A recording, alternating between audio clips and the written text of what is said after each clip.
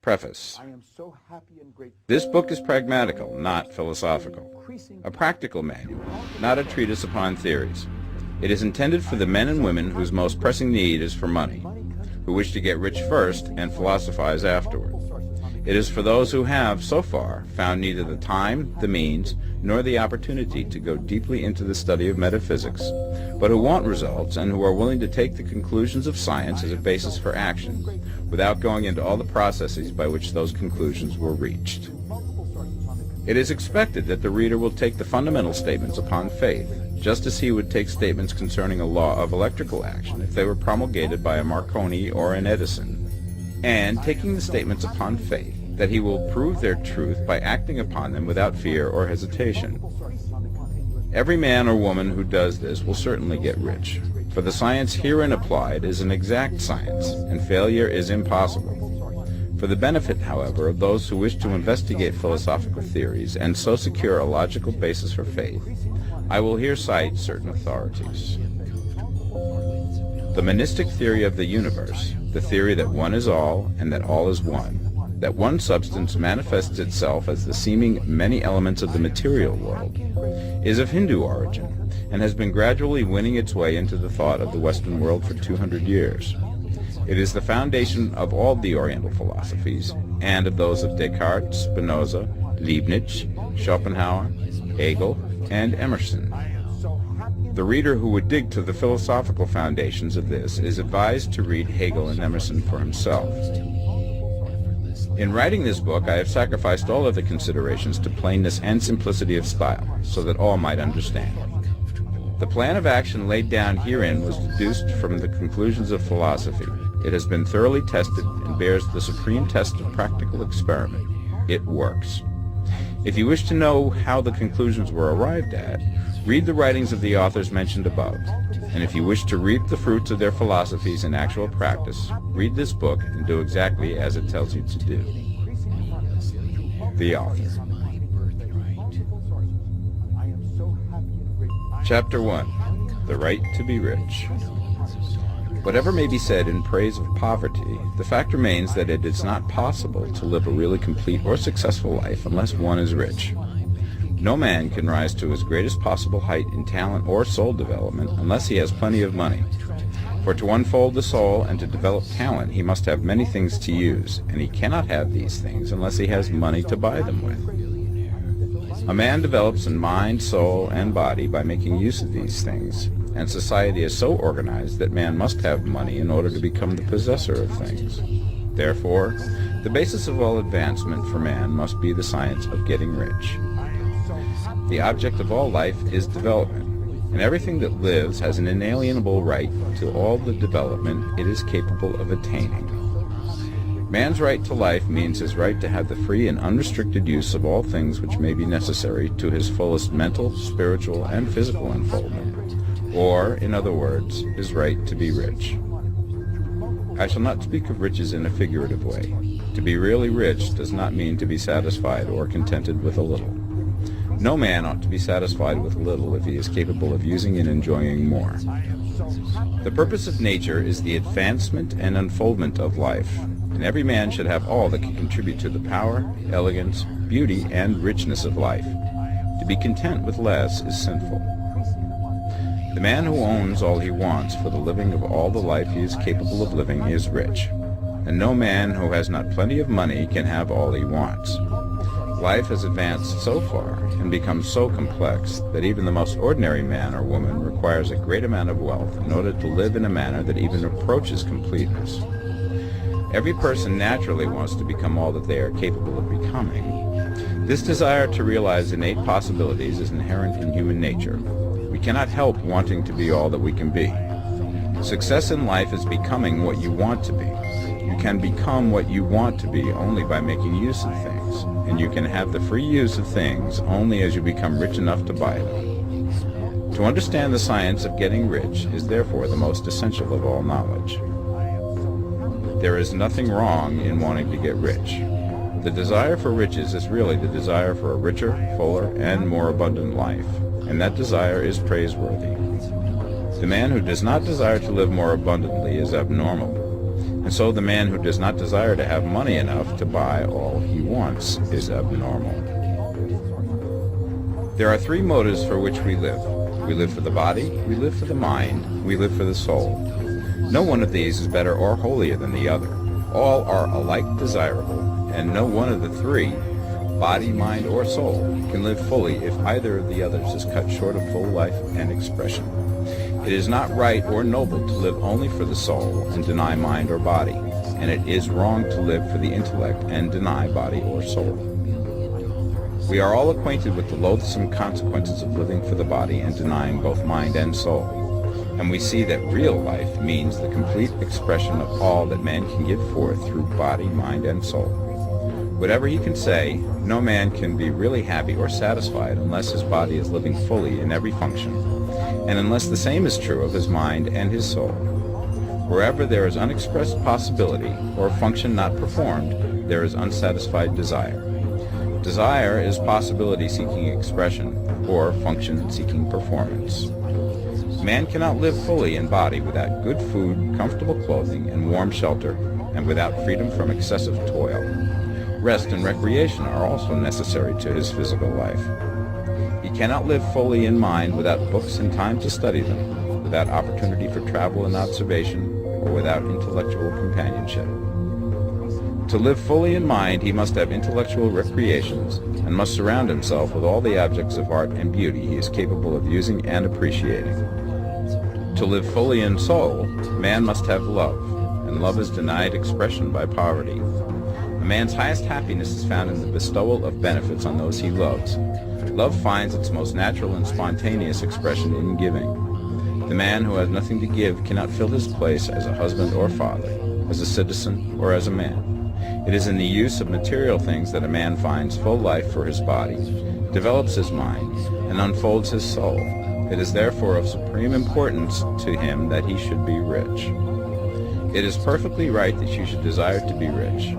If you are a normal man or woman, you cannot help doing so. It is perfectly right that you should give your best attention to the science of getting rich, for it is the noblest and most necessary of all studies. If you neglect this study, you are derelict in your duty to yourself, to God, and humanity, for you can render to God and humanity no greater service than to make the most of yourself. Chapter 2. There is a science of getting rich. There is a science of getting rich, and it is an exact science, like algebra or arithmetic. There are certain laws which govern the process of acquiring riches. Once these laws are learned and obeyed by any man, he will get rich with mathematical certainty. The ownership of money and property comes as a result of doing things in a certain way. Those who do things in this certain way, whether on purpose or accidentally, get rich, while those who do not do things in this certain way, no matter how hard they work or how able they are, remain poor. It is a natural law that like causes always produce like effects, and therefore any man or woman who learns to do things in this certain way will infallibly get rich. That the above statement is true is shown by the following facts. Getting rich is not a matter of environment, for if it were, all the people in certain neighborhoods would become wealthy. The people of one city would all be rich, while those of other towns would all be poor. Or the inhabitants of one state would roll in wealth, and those of an adjoining state would be in poverty. But everywhere we see rich and poor living side by side in the same environment, and often engaged in the same vocations. When two men are in the same locality and in the same business, and one gets rich while the other remains poor, it shows that getting rich is not primarily a matter of environment. Some environments may be more favorable than others, but when two men in the same business are in the same neighborhood, and one gets rich while the other fails, it indicates that getting rich is the result of doing things in a certain way.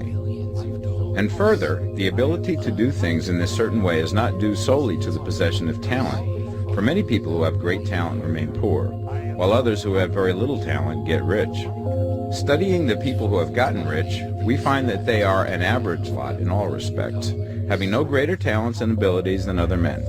It is evident that they do not get rich because they possess talents and abilities that other men have not, but because they happen to do things in a certain way. Getting rich is not the result of saving or thrift. Many very penurious people are poor, while free spenders often get rich. nor is getting rich due to doing things which others fail to do. For two men in the same business often do almost exactly the same things, and one gets rich while the other remains poor or becomes bankrupt. From all these things, we must come to the conclusion that getting rich is the result of doing things in a certain way. If getting rich is the result of doing things in a certain way, then any man or woman who can do things in that way can become rich, and the whole matter is brought within the domain of exact science. The question arises here whether this certain way may not be so difficult that only a few may follow it. This cannot be true, as we have seen, so far as natural ability is concerned. Talented people get rich, and blockheads get rich. Intellectually brilliant people get rich, and very stupid people get rich. Physically strong people get rich, and weak and sickly people get rich. Some degree of ability to think and understand is, of course, essential. But insofar natural ability is concerned, any man or woman who has sense enough to read and understand these words can certainly get rich. Also, we have seen that it is not a matter of environment. Location counts for something. One would not go to the heart of the Sahara and expect to do successful business. Getting rich involves the necessity of dealing with men and of being where there are people to deal with. And if these people are inclined to deal in the way that you want to deal, so much the better. But that is about as far as environment goes. If anybody else in your town can get rich, so can you. And if anybody else in your state can get rich, so can you.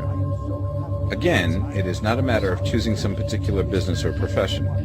People get rich in every business and in every profession, while their next-door neighbors in the same vocation remain in poverty.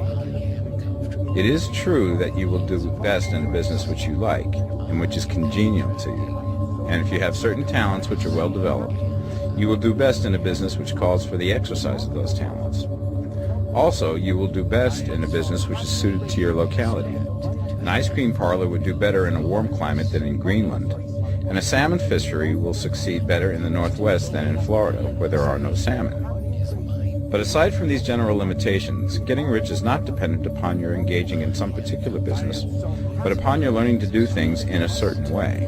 If you are now in business and anybody else in your locality is getting rich in the same business, while you are not getting rich, it is because you are not doing things in the same way that the other person is doing them. No one is prevented from getting rich by lack of capital. True, as you get capital, the increase becomes more easy and rapid, but one who has capital is already rich and does not need to consider how to become so.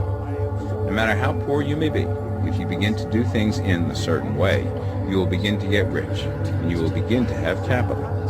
The getting of capital is a part of the process of getting rich, and it is a part of the result which invariably follows the doing of things in a certain way. You may be the poorest man on the continent and be deeply in debt. You may have neither friends, influence, nor resources, but if you begin to do things in this way, you must infallibly begin to get rich, for the like causes must produce like effects. If you have no capital, you can get capital. If you're in the wrong business, you can get into the right business.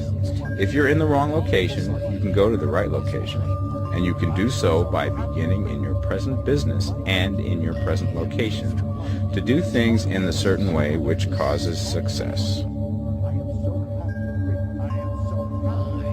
Chapter 3. Is opportunity monopolized? No man is kept poor because opportunity has been taken away from him, because other people have monopolized the wealth and have put a fence around it. You may be shut off from engaging in business in certain lines, but there are other channels open to you. Probably it would be hard for you to get control of any of the great railroad systems. That field is pretty well monopolized, but the electric railway business is still in its infancy and offers plenty of scope for enterprise. And it will be but a very few years until traffic and transportation through the air will become a great industry, and in all its branches will give employment to hundreds of thousands and perhaps to millions of people. Why not turn your attention to the development of aerial transportation instead of competing with J.J. Hill and others for a chance in the steam railway world? It is quite true that if you are a working man in the employ of the Steel Trust, you have very little chance of becoming the owner of the plant in which you work. But it is also true that if you will commence to act in a certain way, you can soon leave the employ of the Steel Trust. You can buy a farm from 10 to 40 acres and engage in business as a producer of foodstuffs. There is great opportunity at this time for men who will live upon small tracts of land and cultivate the same intensively. Such men will certainly get rich. You may say that it is impossible for you to get the land, but I'm going to prove to you that it is not impossible, and that you can certainly get a farm if you will go to work in a certain way.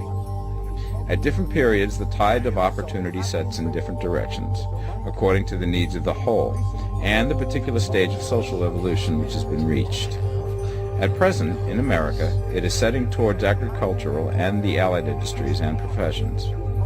Today, opportunity is open before the factory worker in his line. It is open before the businessman who supplies the farmer more than before the one who supplies the factory worker, and before the professional man who waits upon the farmer more than before the one who serves the working class. There is an abundance of opportunity for the man who will go with the tide instead of trying to swim against it. So the factory workers, either as individuals or as a class, are not deprived of opportunity. The workers are not being kept down by their masters. They are not being ground by the trusts and combinations of capital. As a class, they are where they are because they do not do things in a certain way. If the workers of America chose to do so, they could follow the example of their brothers in Belgium and other countries and establish great department stores and cooperative industries. They could elect men of their own class to office and pass laws favoring the development of such cooperative industries. And in a few years they could take peaceable possession of the industrial field. The working class may become the master class whenever they will begin to do things in a certain way. The law of wealth is the same for them as it is for all others. This they must learn, and they will remain where they are as long as they continue to do as they do. The individual worker, however, is not held down by the ignorance or the mental slothfulness of his class. He can follow the tide of opportunity to riches, and this book will tell him how. No one is kept in poverty by a shortness in the supply of riches. There is more than enough for all. A palace as large as the Capitol in Washington might be built for every family on earth from the building material in the United States alone. And under intensive cultivation, this country would produce wool, cotton, linen, and silk enough to clothe each person in the world finer than Solomon was arrayed in all his glory, together with food enough to feed them all luxuriously. The visible supply is practically inexhaustible, and the invisible supply really is inexhaustible.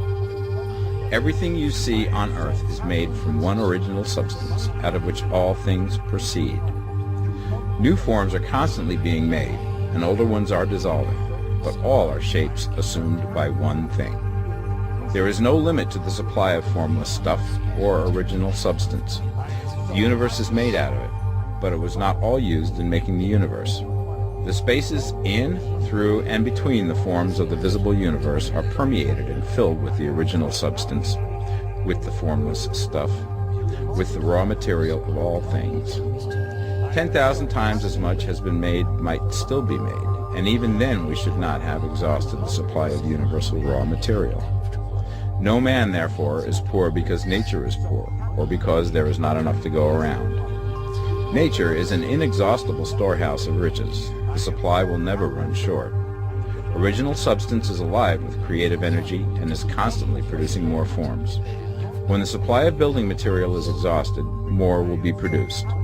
When the soil is exhausted so that foodstuffs and materials for clothing will no longer grow upon it, it will be renewed or more soil will be made. When all the gold and silver has been dug from the earth, if man is still in such a stage of social development that he needs gold and silver, more will be produced from the formless. The formless stuff responds to the needs of man. It will not let him be without any good thing. This is true of man collectively. The race as a whole is always abundantly rich, and if individuals are poor, it is because they do not follow the certain way of doing things which makes the individual man rich. The formless stuff is intelligent. It is stuff which thinks. It is alive and is always impelled towards more life. It is the natural and inherent impulse of life to seek to live more. It is the nature of intelligence to enlarge itself, and of consciousness to seek to extend its boundaries and find fuller expression. The universe of forms has been made by formless living substance, throwing itself into form in order to express itself more fully. The universe is a great living presence, always moving inherently towards more life and fuller functioning. Nature is formed for the advancement of life. Its impelling motive is the increase of life. For this cause, everything which can possibly minister to life is bountifully provided. There can be no lack unless God is to contradict himself and nullify his own works. You are not kept poor by lack in the supply of riches. It is a fact which I shall demonstrate a little further on, that even the resources of the formless supply are at the command of the man or woman who will act and think in a certain way. Chapter 4. The first principle in the science of getting rich. Thought is the only power which can produce tangible riches from the formless substance. The stuff from which all things are made is a substance which thinks, and a thought of form in this substance produces the form. Original substance moves according to its thoughts. Every form and process you see in nature is the visible expression of a thought in original substance. As the formless stuff thinks of a form, it takes that form. As it thinks of a motion, it makes that motion. That is the way all things were created. We live in a thought world, which is part of a thought universe.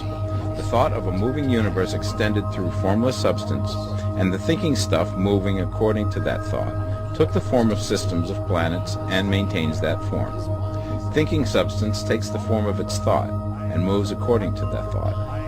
Holding the idea of a circling system of suns and worlds, it takes the form of these bodies and moves them as it thinks. Thinking the form of a slow-growing oak tree, it moves accordingly and produces the tree, though centuries may be required to do the work. In creating, the formless seems to move according to the lines of motion it has established. The thought of an oak tree does not cause the instant formation of a full-grown tree, but it does start in motion the forces which will produce the tree along established lines of growth. Every thought of form held in thinking substance causes the creation of the form, but always, or at least generally, along lines of growth and action already established. The thought of a house of a certain construction, if it were impressed upon formless substance, might not cause the instant formation of the house, but it would cause the turning of creative energies already working in trade and commerce into such channels as to result in the speedy building of the house. And if there were no existing channels through which the creative energy could work, then the house would be formed directly from primal substance without waiting for the slow processes of the organic and inorganic world. No thought of form can be impressed upon original substance without causing the creation of the form. Man is a thinking center and can originate thought. All the forms that man fashions with his hands must first exist in his thought. He cannot shape a thing until he has thought that thing. And so far, man has confined his efforts wholly to the work of his hands. He has applied manual labor to the world of forms, seeking to change or modify those already existing. He has never thought of trying to cause the creation of new forms by impressing his thoughts upon formless substance. When man has a thought form, he takes material from the forms of nature and makes an image of the form which is in his mind. He has so far made little or no effort to cooperate with formless intelligence, to work with the Father. He has not dreamed that he can do what he seeth the Father doing. Man reshapes and modifies existing forms by manual labor. He has given no attention to the question whether he may not produce things from formless substance by communicating his thoughts to it. We propose to prove that he may do so, to prove that any man or woman may do so, and to show how. As our first step, we must lay down the three fundamental propositions. First, we assert that there is one original formless stuff, or substance, from which all things are made. All the seemingly many elements are but different presentations of one element. All the many forms found in organic and inorganic nature are but different shapes, made from the same stuff. And this stuff is thinking stuff. A thought held in it produces the form of the thought. Thought, in thinking substance, produces shapes. Man is a thinking center, capable of original thought. If a man can communicate his thought to original thinking substance, he can cause the creation or formation of the thing he thinks about. To summarize this, there is the thinking stuff from which all things are made, and which, in its original state, permeates, penetrates, and fills the interspaces of the universe. A thought in this substance produces the thing that is imaged by the thought. Man can form things in his thought, and, by impressing his thought upon formless substance, can cause the thing he thinks about to be created. It may be asked if I can prove these statements, and without going into details, I answer that I can do so, both by logic and experience. Reasoning back from the phenomena of form and thought, I come to one original thinking substance. And reasoning forward from that thinking substance, I come to man's power to cause the formation of the thing he thinks about. And by experiment, I find the reasoning true. And this is my strongest proof. If one man who reads this book gets rich by doing what it tells him to do, that is evidence in support of my claim. But if every man who does what it tells him to do gets rich, that is proof positive until someone goes through the process and fails. The theory is true until the process fails, and this process will not fail. For every man who does exactly what this book tells him to do will get rich. I have said that men get rich by doing things in a certain way, and in order to do so, men must become able to think in a certain way. A man's way of doing things is the direct result of the way he thinks about things. To do things in a way that you want to do them, you will have to acquire the ability to think the way you want to think. This is the first step towards getting rich. To think what you want to think is to think truth, regardless of appearances. Every man has the natural and inherent power to think what he wants to think, but it requires far more effort to do so than it does to think the thoughts which are suggested by appearances. To think according to appearance is easy. To think truth regardless of appearances is laborious and requires the expenditure of more power than any other work man is called upon to perform. There is no labor from which most people shrink as they do from that of sustained and consecutive thought. It is the hardest work in the world. This is especially true when truth is contrary to appearances. Every appearance in the visible world tends to produce a corresponding form in the mind which observes it, and this can only be prevented by holding the thought of the truth. To look upon the appearance of disease will produce the form of disease in your own mind and ultimately in your body, unless you hold the thought of the truth, which is that there is no disease. It is only an appearance, and the reality is health. To look upon the appearances of poverty will produce corresponding forms in your own mind, unless you hold to the truth that there is no poverty, there is only abundance. To think health when surrounded by the appearance of disease, or to think riches when in the midst of appearances of poverty, requires power, but he who acquires this power becomes a mastermind. He can conquer fate. He can have what he wants. This power can only be acquired by getting hold of the basic fact which is behind all appearances, and that fact is that there is one thinking substance, from which and by which all things are made. Then we must grasp the truth that every thought held in this substance becomes a form, and that man can so impress his thoughts upon it as to cause them to take form and become visible things. When we realize this, we lose all doubt and fear, for we know that we can create what we want to create, and we can get what we want to have, and can become what we want to be. As a first step towards getting rich, you must believe the three fundamental statements given previously in this chapter, and in order to emphasize them, I repeat them here.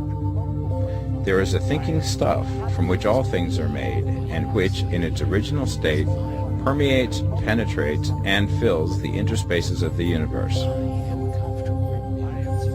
A thought in this substance produces the thing that is imaged by the thought. Man can form things in his thought, and by impressing his thought upon formless substance, can cause the thing he thinks about to be created.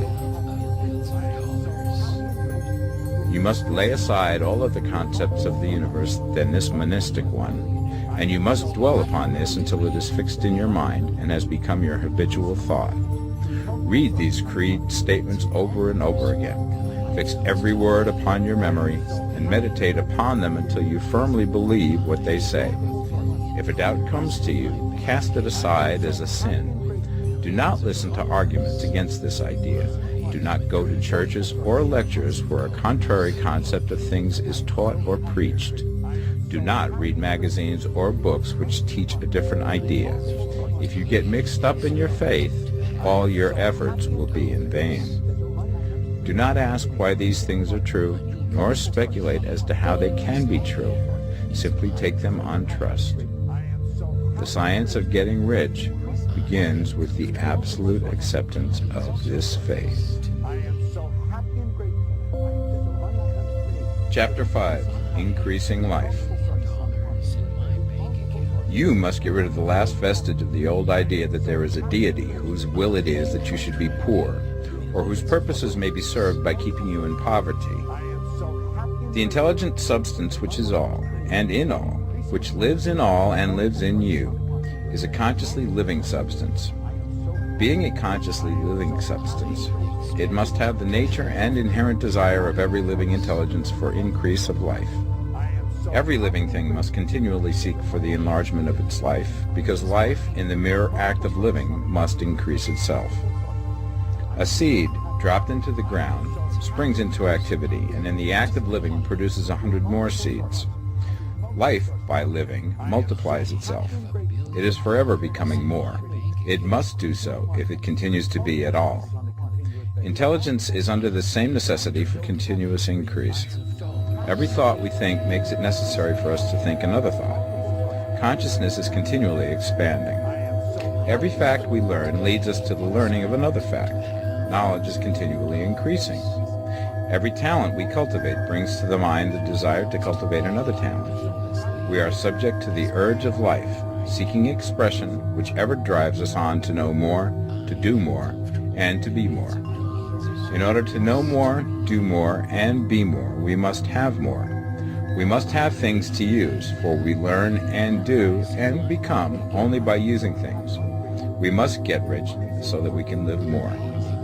The desire for riches is simply the capacity for larger life seeking fulfillment. Every desire is the effort of an unexpressed possibility to come into action. It is power seeking to manifest which causes desire. That which makes you want more money is the same as that which makes the plant grow. It is life, seeking fuller expression. The one living substance must be subject to this inherent law of all life. It is permeated with the desire to live more. That is why it is under the necessity of creating things. The one substance desires to live more in you. Hence, it wants you to have all the things you can use. It is the desire of God that you should get rich. He wants you to get rich because he can express himself better through you if you have plenty of things to use in giving him expression. He can live more in you if you have unlimited command of the means of life.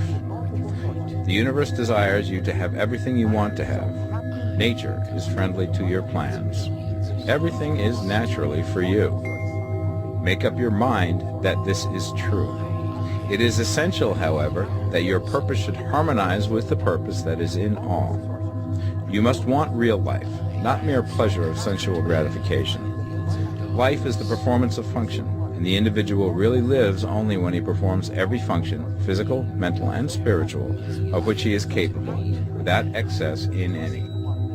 You do not want to get rich in order to live swinishly, for the gratification of animal desires. That is not life.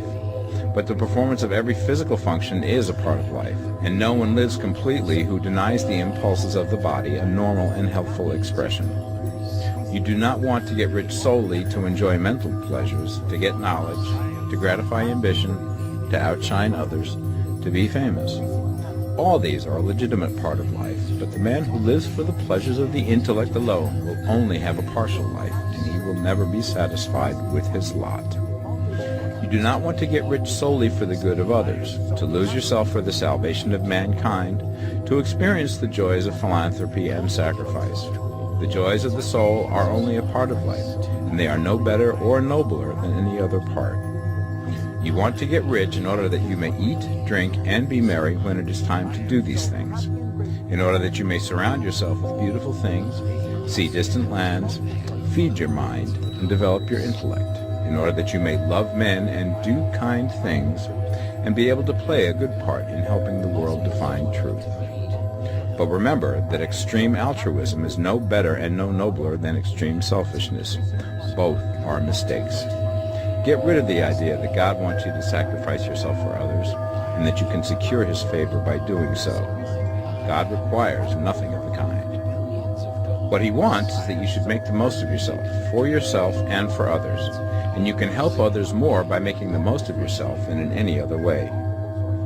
You can make the most of yourself only by getting rich, so it is right and praiseworthy that you should give your first and best thought to the work of acquiring wealth. Remember, however, that the desire of substance is for all. and its movements must be for more life to all. It cannot be made to work for less life to any, because it is equally in all, seeking riches and life. Intelligent substance will make things for you, but it will not take things away from someone else and give them to you. You must get rid of the thought of competition. You are to create, not to compete for what is already created. You do not have to take anything away from anyone. You do not have to drive sharp bargains. You do not have to cheat or to take advantage. You do not need to let any man work for you for less than he earns. You do not have to covet the property of others or to look at it with wishful eyes. No man has anything of which you cannot have the like, and that without taking what he has away from him. You are to become a creator, not a competitor. You are going to get what you want, but in such a way that when you get it, every other man will have more than he has now. I am aware that there are men who get a vast amount of money by proceeding in direct opposition to the statements in the paragraph above, and may add a word of explanation here. Men of the plutocratic type who become very rich do so sometimes purely by their extraordinary ability on the plane of competition, and sometimes they unconsciously relate themselves to substance and its great purposes and movements for the general racial upbuilding through industrial evolution. Rockefeller, Carnegie, Morgan, et al. Have been the unconscious agents of the Supreme in the necessary work of systematizing and organizing productive industry, and in the end, their work will contribute immensely towards increased life for all. Their day is nearly over. They have organized production and will soon be succeeded by the agents of the multitude, who will organize the machinery of distribution. The multimillionaires are like the monster reptiles of the prehistoric eras. They play a necessary part in the evolutionary process, but the same power which produced them will dispose of them. And it is well to bear in mind that they have never been really rich. A record of the private lives of most of this class will show that they have really been the most abject and wretched of the poor. Riches secured on the competitive plane are never satisfactory and permanent. They are yours today and another's tomorrow. Remember, if you are to become rich in a scientific and certain way, you must rise entirely out of the competitive thought. You must never think for a moment that the supply is limited. Just as soon as you begin to think that all the money is being cornered and controlled by bankers and others, and that you must exert yourself to get laws passed to stop this process, and so on, in that moment you drop into the competitive mind, and your power to cause creation is gone for the time being. And what is worse, you will probably arrest the creative movements you have already instituted. Know that there are countless millions of dollars worth of gold in the mountains of the earth, not yet brought to light, and know that if there were not, more would be created from thinking substance to supply your needs. Know that the money you need will come, even if it is necessary for 1,000 men to be led to the discovery of new gold mines tomorrow. Never look at the visible supply. Look always at the limitless riches in formless substance, and know that they are coming to you as fast as you can receive and use them. Nobody, by cornering the visible supply, can prevent you from getting what is yours. So never allow yourself to think for an instant that all the best building spots will be taken before you get ready to build your house, unless you hurry. Never worry about the trusts and combines, and get anxious for fear that they will soon come to own the whole earth. Never get afraid that you will lose what you want because some other person beat you to it. That cannot possibly happen. You are not seeking anything that is possessed by anybody else. You are causing what you want to be created from formless substance, and the supply is without limits. Stick to the formulated statement. There is a thinking stuff from which all things are made, and which, in its original state, permeates, penetrates, and fills the interspaces of the universe. A thought in this substance produces the thing that is imaged by the thought. Man can form things in his thought, and by impressing his thought upon formless substance, can cause the thing he thinks about to be created. Chapter 6. How Riches Come to You. When I say that you do not have to drive sharp bargains, I do not mean that you do not have to drive any bargains at all, or that you are above the necessity for having any dealings with your fellow men. I mean that you will not need to deal with them unfairly. You do not have to get something for nothing. but can give to every man more than you take from him. You cannot give every man more in cash market value than you take from him, but you can give him more in use value than the cash value of the thing you take from him. The paper, ink, and other material in this book may not be worth the money you pay for it, but if the ideas suggested by it bring you thousands of dollars, you have not been wronged by those who sold it to you. They have given you a great use value for a small cash value. Let us suppose that I own a picture by one of the great artists, which in any civilized community is worth thousands of dollars. I take it to Baffin Ray, and by salesmanship induce an Eskimo to give a bundle of furs worth $500 for it. I have really wronged him, for he has no use for the picture. It has no value to him. It will not add to his life. But suppose I give him a gun worth $50 for his furs. Then he has made a good bargain. He has use for the gun. It will get him many more furs and much food. It will add to his life in every way. It will make him rich. When you rise from the competitive to the creative plane, you can scan your business transactions very strictly. And if you are selling any man anything which does not add more to his life than the thing he gives you in exchange, you can afford to stop it. You do not have to beat anybody in business. And if you are in a business which does beat people, get out of it at once. Give every man more in use value than you take from him in cash value. Then you are adding to the life of the world by every business transaction. If you have people working for you, you must take from them more in cash value than you pay them in wages. But you can so organize your business that it will be filled with the principle of advancement, and so that each employee who wishes to do so may advance a little every day. You can make your business do for your employees what this book is doing for you. You can so conduct your business that it will be a sort of ladder, by which every employee who will take the trouble may climb to riches himself, and, given the opportunity, if he will not do so, it is not your fault. And finally, because you are to cause the creation of your riches from formless substance which permeates all your environment, it does not follow that they are to take shape from the atmosphere and come into being before your eyes. If you want a sewing machine, for instance, I do not mean to tell you that you are to impress the thought of a sewing machine on thinking substance until the machine is formed without hands, in the room where you sit or elsewhere. But if you want a sewing machine, hold the mental image of it with the most positive certainty that it is being made, or is on its way to you. After once forming the thought, have the most absolute and unquestioning faith that the sewing machine is coming. Never think of it or speak of it in any other way than as being sure to arrive. Claim it as already yours. It will be brought to you by the power of the Supreme Intelligence, acting upon the minds of men. If you live in Maine, it may be that a man will be brought from Texas or Japan to engage in some transaction which will result in your getting what you want. If so, the whole matter will be as much to that man's advantage as it is to yours.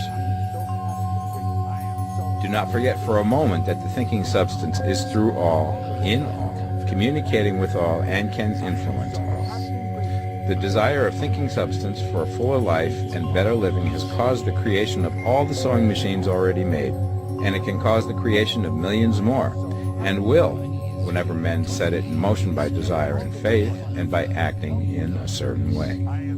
You can certainly have a sewing machine in your house, and it is just as certain that you can have any other thing or things which you want, and which you will use for the advancement of your own life and the lives of others. You need not hesitate about asking largely. It is your Father's pleasure to give you the kingdom, said Jesus.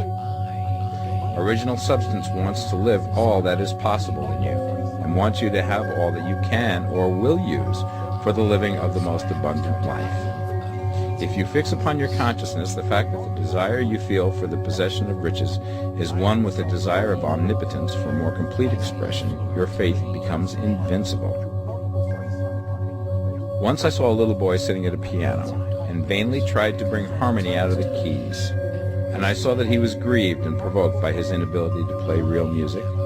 I asked him the cause of his vexation, and he answered, "I can feel the music in me, but I can't make my hands go right."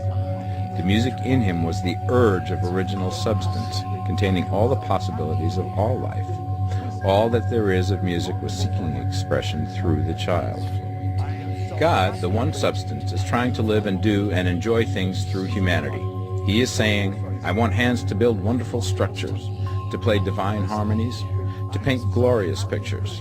I want feet to run my errands, eyes to see my beauties, tongues to tell mighty truths and to sing marvelous songs, and so on. All that there is of possibility is seeking expression through men. God wants those who can play music to have pianos and every other instrument, and to have the means to cultivate their talents to the fullest extent. He wants those who can appreciate beauty to be able to surround themselves with beautiful things. He wants those who can discern truth to have every opportunity to travel and observe. He wants those who can appreciate dress to be beautifully clothed, and those who can appreciate good food to be luxuriously fed. He wants all these things because it is himself that enjoys and appreciates them. It is God who wants to play and sing and enjoy beauty and proclaim truth and wear fine clothes and eat good food. It is God that worketh in you to will and to do, said Paul. The desire you feel for riches is the infinite, seeking to express himself in you as he sought to find expression in the little boy at the piano. So you need not hesitate to ask largely. Your part is to focalize and express the desire to God. This is a difficult point with most people. They retain some of the old idea that poverty and self-sacrifice are pleasing to God. They look upon poverty as a part of the plan, a necessity of nature. They have the idea that God has finished his work and made all that he can make, and that the majority of men must stay poor because there is not enough to go around. They hold to so much of this erroneous thought that they feel ashamed to ask for wealth. They try not to want more than a very modest competence, just enough to make them fairly comfortable. I recall now the case of one student who was told that he must get in mind a clear picture of the things he desired, so that the creative thought of them might be impressed upon formless substance. He was a very poor man, living in a rented house, and having only what he earned from day to day, and he could not grasp the fact that all wealth was his. So, after thinking the matter over, he decided that he might reasonably ask for a new rug for the floor of his best room, and an anthracite coal stove to heat the house during the cold weather. Following the instructions given in this book, he obtained these things in a few months, and then it dawned upon him that he had not asked enough. He went through the house in which he lived and planned all the improvements he would like to make in it. He mentally added a bay window here and a room there until it was complete in his mind as an ideal home, and then he planned its furnishings. Holding the whole picture in his mind, he began living in this certain way, and moving towards what he wanted. And he now owns the house, and is rebuilding it after the form of his mental image. And now, with still larger faith, he is going to get greater things. It has been unto him according to his faith, and it is so with you and with all of us. Chapter 7. Gratitude. The illustrations given in the last chapter will have conveyed the fact that the first step towards getting rich is to convey the idea of your wants to the formless substance. This is true, and you will see that in order to do so, it becomes necessary to relate yourself to the formless intelligence in a harmonious way. To secure this harmonious relation is a matter of such primary and vital importance that I shall give some space to its discussion here, and give you instructions which, if you will follow them, will be certain to bring you into perfect unity of mind with God. The whole process of mental adjustment and atonement can be summed up in one word: gratitude. First, you believe that there is one intelligent substance from which all things proceed. Second, you believe that this substance gives you everything you desire. And third, you relate yourself to it by a feeling of deep and profound gratitude. Many people who order their lives rightly in all other ways are kept in poverty by their lack of gratitude. Having received one gift from God, they cut the wires which connect them with him by failing to make acknowledgement. It is easy to understand that the nearer we live to the source of wealth, the more wealth we shall receive. And it is easy also to understand that the soul that is always grateful lives in closer touch with God than the one which never looks to him in thankful acknowledgement. The more gratefully we fix our minds on the Supreme when good things come to us, the more good things we will receive, and the more rapidly they will come. And the reason simply is that the mental attitude of gratitude draws the mind into closer touch with the source from which the blessings come. If it is a new thought to you that gratitude brings your whole mind into closer harmony with the creative energies of the universe, consider it well, and you will see that it is true. The good things you already have come to you along the line of obedience to certain laws.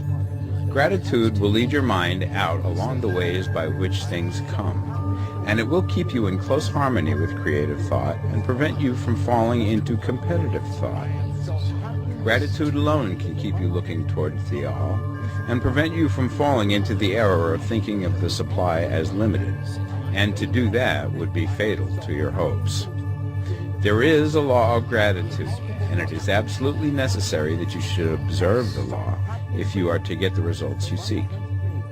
The law of gratitude is the natural principle that action and reaction are always equal and in opposite directions. The grateful outreaching of your mind in thankful praise to the Supreme is a liberation or expenditure of force. It cannot fail to reach that to which it is addressed, and the reaction is an instantaneous movement towards you. Draw nigh unto God, and he will draw nigh unto you. That is a statement of psychological truth. And if your gratitude is strong and constant, the reaction in formless substance will be strong and continuous. The movement of the things you want will always be towards you. Notice the grateful attitude that Jesus took, how he always seemed to be saying, I thank thee, Father, that thou hearest me. You cannot exercise much power without gratitude, for it is gratitude that keeps you connected with power. But the value of gratitude does not consist solely in getting you more blessings in the future. Without gratitude, you cannot long keep from dissatisfied thought regarding things as they are. The moment you permit your mind to dwell with dissatisfaction upon things as they are, you begin to lose ground. You fix attention upon the common, the ordinary, the poor and the squalid and mean, and your mind takes the form of these things. Then you will transmit these forms or mental images to the formless, and the common, the poor, the squalid, and mean will come to you. To permit your mind to dwell upon the inferior is to become inferior and to surround yourself with inferior things. On the other hand, to fix your attention on the best is to surround yourself with the best and to become the best. The creative power within us makes us into the image of that to which we give our attention. We are thinking substance, and thinking substance always takes the form of that which it thinks about. The grateful mind is constantly fixed upon the best. Therefore it tends to become the best. It takes the form or character of the best and will receive the best. Also, faith is born of gratitude. The grateful mind continually expects good things, and expectation becomes faith. The reaction of gratitude upon one's own mind produces faith, and every outgoing wave of grateful thanksgiving increases faith. He who has no feeling of gratitude cannot long retain a living faith, and without a living faith you cannot get rich by the creative method, as we shall see in the following chapters. It is necessary, then, to cultivate the habit of being grateful for every good thing that comes to you, and to give thanks continuously.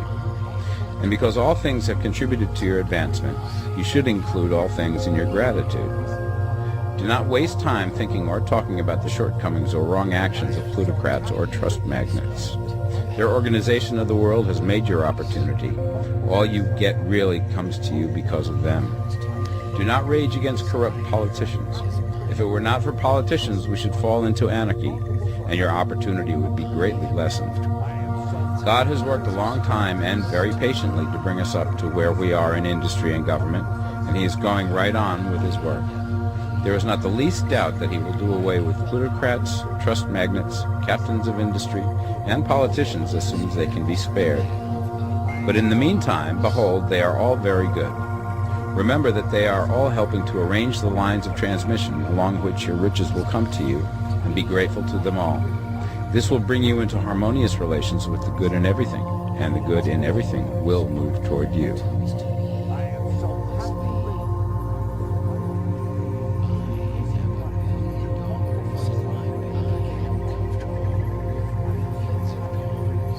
The Science of Getting Rich, Part 2. Chapter 8. Thinking in the Certain Way. You must form a clear and definite mental picture of what you want. You cannot transmit an idea unless you have it yourself. You must have it before you can give it, and many people fail to impress thinking substance because they have themselves only a vague and misty concept of the things they want to do, to have, or to become. It is not enough that you should have a general desire for wealth to do good with. Everybody has that desire. It is not enough that you should have a wish to travel, see things, live more, etc. Everybody has those desires also. If you were going to send a wireless message to a friend, you would not send the letters of the alphabet in their order and let him construct the message for himself, nor would you take words at random from the dictionary. You would send a coherent sentence, one which meant something. When you try to impress your wants upon substance, remember that it must be done by a coherent statement. You must know what you want and be definite. You can never get rich or start the creative power into action by sending out unformed longings and vague desires. Go over your desires just as the man I have described went over his house. See just what you want and get a clear mental picture of it as you wish it to look when you get it. That clear mental picture you must have continually in mind, as the sailor has in mind the port towards which he is sailing the ship. You must keep your face towards it all the time. You must no more lose sight of it than the steersman loses sight of the compass. It is not necessary to take exercises in concentration, nor to set apart special times for prayer and affirmation, nor to go into the silence, nor to do occult stunts of any kind. There things are well enough, but all you need is to know what you want, and to want it badly enough so that it will stay in your thoughts. Spend as much of your leisure time as you can in contemplating your picture, but no one needs to take exercises to concentrate his mind on a thing which he really wants. It is the things you do not really care about which require effort to fix your attention upon them. And unless you really want to get rich, so that the desire is strong enough to hold your thoughts directly to the purpose, as the magnetic pole holds the needle of the compass, it will hardly be worthwhile for you to try to carry out the instructions given in this book. The methods herein set forth are for people whose desire for riches is strong enough to overcome mental laziness and the love of ease, and make them work. The more clear and definite you make your pictures then, and the more you dwell upon it, bringing out all of its delightful details, the stronger your desire will be, and the stronger your desire, the easier it will be to hold your mind fixed upon the picture of what you want. Something more is necessary, however, than merely to see the picture clearly. If that is all you do, you are only a dreamer, and will have little or no power for accomplishment. Behind your clear vision must be the purpose to realize it, to bring it out in tangible expression. And behind this purpose must be an invincible and unwavering faith that the thing is already yours, that it is at hand, and you have only to take possession of it. Live in the new house mentally until it takes form around you physically. In the mental realm, enter at once into full enjoyment of the things you want. Whatsoever things ye ask for when ye pray, believe that ye receive them, and ye shall have them, said Jesus. See the things you want as if they were actually around you all the time. See yourself as owning and using them. Make use of them in imagination, just as you will use them when they are your tangible possessions. Dwell upon your mental picture until it is clear and distinct, and then take the mental attitude of ownership towards everything in that picture. Take possession of it in mind, in the full faith that it is actually yours. Hold to this mental ownership. Do not waver for an instant in the faith that it is real. And remember what was said in the preceding chapter about gratitude. Be as thankful for it all the time as you expect to be when it has taken form. The man who can sincerely thank God for the things which as yet he owns only in imagination has real faith. He will get rich. He will cause the creation of whatsoever he wants. You do not need to pray repeatedly for things you want. It is not necessary to tell God about it every day. Use not vain repetitions as the heathens do, said Jesus to his pupils. For your Father knoweth that ye have need of these things before ye ask him. Your part is to intelligently formulate your desires for the things which make for a larger life, and to get these desires arranged into a coherent whole, and then to impress this whole desire upon the formless substance, which has the power and the will to bring you what you want. You do not make this impression by repeating strings of words. You make it by holding the vision with unshakable purpose to attain it, and with steadfast faith that you do attain it. The answer to your prayer is not according to your faith while you are talking, but according to your faith while you are working. You cannot impress the mind of God by having a special Sabbath day set apart to tell him what you want, and then forgetting him during the rest of the week. You cannot impress him by having special hours to go into your closet and pray, if you then dismiss the matter from your mind until the hour of prayer comes again. Oral prayer is well enough, and has its effect, especially upon yourself, in clarifying your vision and strengthening your faith. But it is not your oral petitions which get you what you want. In order to get rich, you do not need a sweet hour of prayer. You need to pray without ceasing. And by prayer I mean holding steadily to your vision, with the purpose to cause its creation into solid form, and the faith that you are doing so. Believe that ye receive them. The whole matter turns on receiving, once you have clearly formed your vision. When you have formed it, it is well to make an oral statement, addressing the Supreme in reverent prayer, and from that moment you must, in mind, receive what you ask for. Live in the new house, wear the fine clothes, ride in the automobile, go on the journey, and confidently plan for greater journeys. Think and speak of all things you have asked for in terms of actual present ownership. Imagine an environment and a financial condition exactly as you want them, and live all the time in that imaginary environment and financial condition. Mind, however, that you do not do this as a mere dreamer and castle builder. Hold to the faith that the imaginary is being realized, and to the purpose to realize it. Remember that it is faith and purpose in the use of imagination which makes the difference between the scientist and the dreamer. And having learned this fact, it is here that you must learn the proper use of the will. Chapter 9. How to use the will. To set about getting rich in a scientific way, you do not try to apply your willpower to anything outside of yourself. You have no right to do so anyway. It is wrong to apply your will to other men and women in order to get them to do what you wish done. It is as flagrantly wrong to coerce people by mental power as it is to coerce them by physical power. If compelling people by physical force to do things for you reduces them to slavery, compelling them by mental means accomplishes exactly the same thing. The only difference is in methods. If taking things from people by physical force is robbery, then taking things by mental force is robbery also. There is no difference in principle. You have no right to use your willpower upon another person, even for his own good, for you do not know what is for his good. The science of getting rich does not require you to apply power or force to any other person in any way whatsoever. There is not the slightest necessity for doing so. Indeed, any attempt to use your will upon others will only tend to defeat your purpose. You do not need to apply your will to things in order to compel them to come to you. That would simply be trying to coerce God, and would be foolish and useless, as well as irreverent. You do not have to compel God to give you good things, any more than you have to use your willpower to make the sun rise. You do not have to use your willpower to conquer an unfriendly deity, or to make stubborn and rebellious forces do your bidding.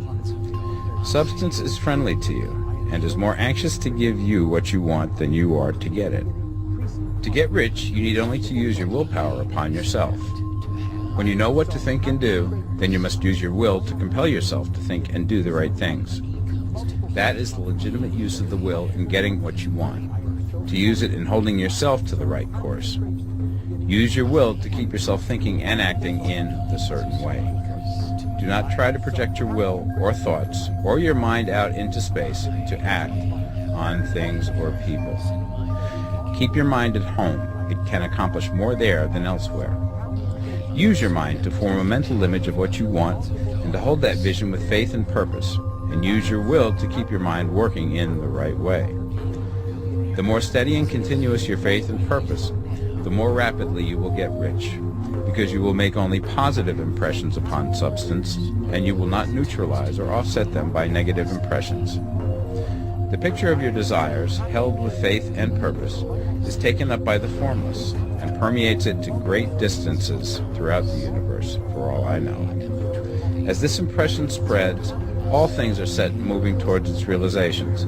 Every living thing, every inanimate thing, and the things yet uncreated are stirred towards bringing into being that which you want. All forces begin to be exerted in that direction. All things begin to move towards you. The minds of people everywhere are influenced towards doing the things necessary to the fulfilling of your desires, and they work for you unconsciously.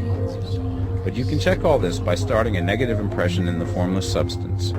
Doubt or unbelief is as certain to start a movement away from you as faith and purpose are to start one toward you. It is by not understanding this that most people who try to make use of mental science in getting rich make their failure. Every hour and moment you spend in giving heeds to doubts and fears. Every hour you spend in worry, every hour in which your soul is possessed by unbelief, sets a current away from you in the whole domain of intelligent substance. All the promises are unto them that believe, and unto them only. Notice how insistent Jesus was upon this point of belief, and now you know the reason why. Since belief is all important, it behooves you to guard your thoughts, and as your beliefs will be shaped to a very great extent by the things you observe and think about, it is important that you should command your attention. And here the will comes into use, for it is by your will that you determine upon what things your attention shall be fixed. If you want to become rich, you must not make a study of poverty. Things are not brought into being by thinking about their opposites. Health is never to be attained by studying disease and thinking about disease.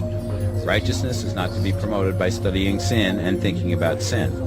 And no one ever got rich by studying poverty and thinking about poverty. Medicine as a science of disease has increased disease. Religion as a science of sin has promoted sin. And economics as a study of poverty will fill the world with wretchedness and want.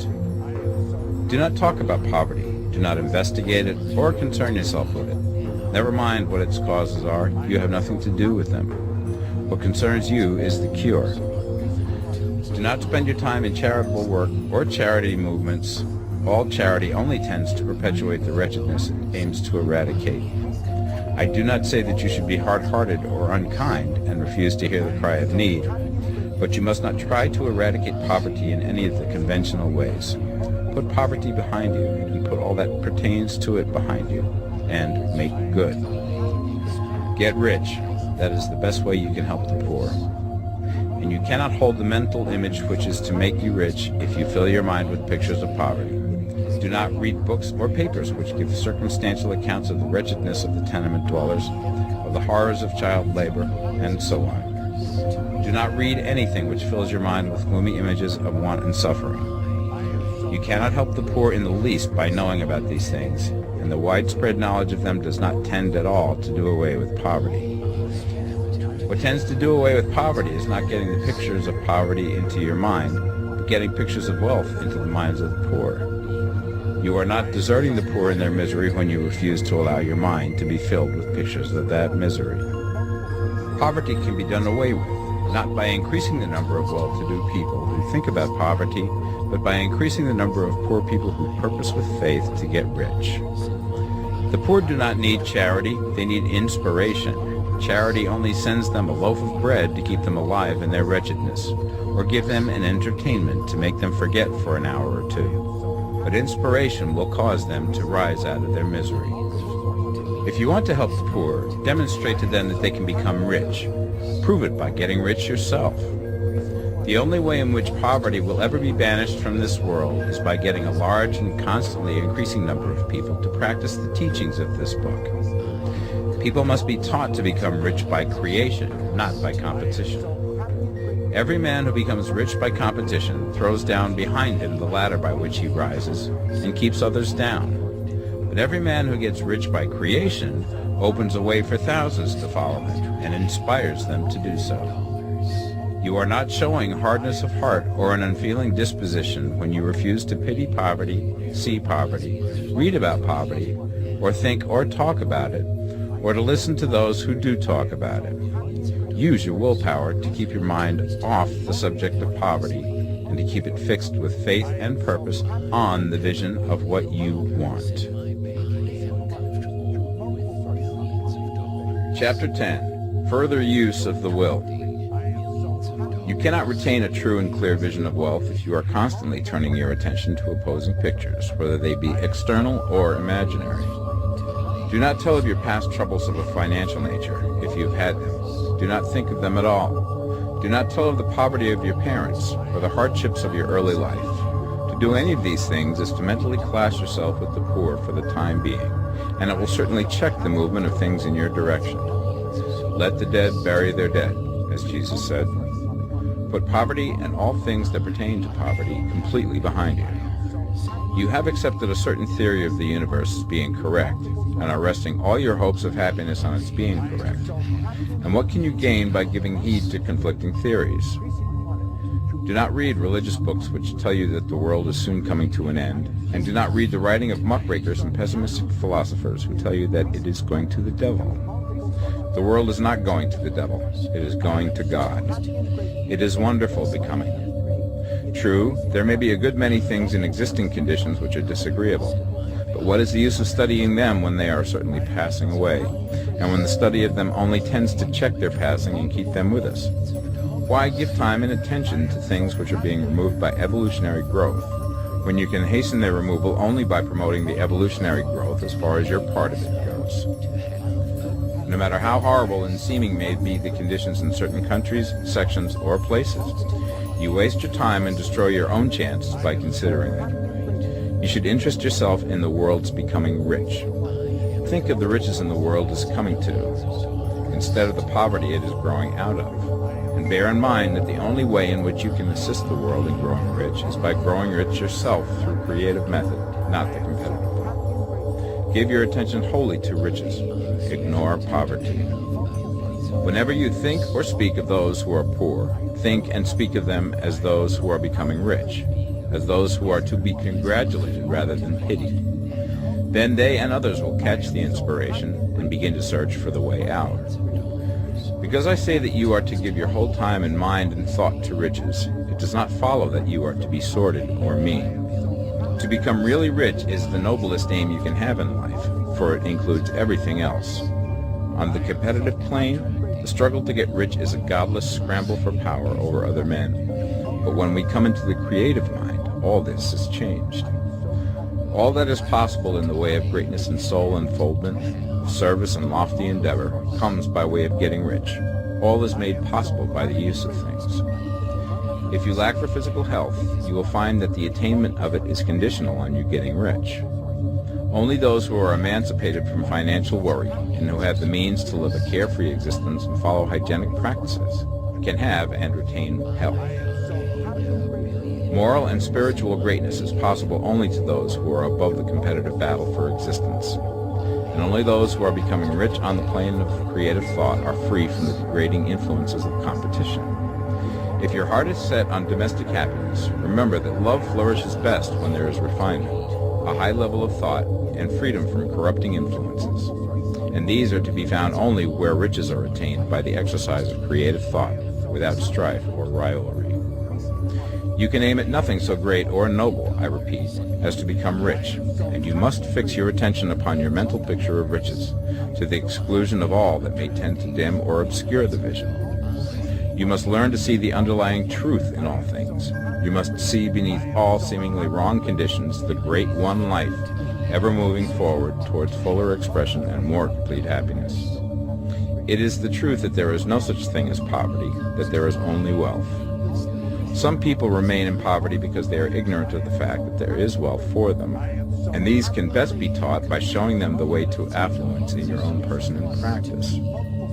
Others are poor because, while they feel that there is a way out, they are too intellectually indolent to put forth the mental effort necessary to find that way and by traveling.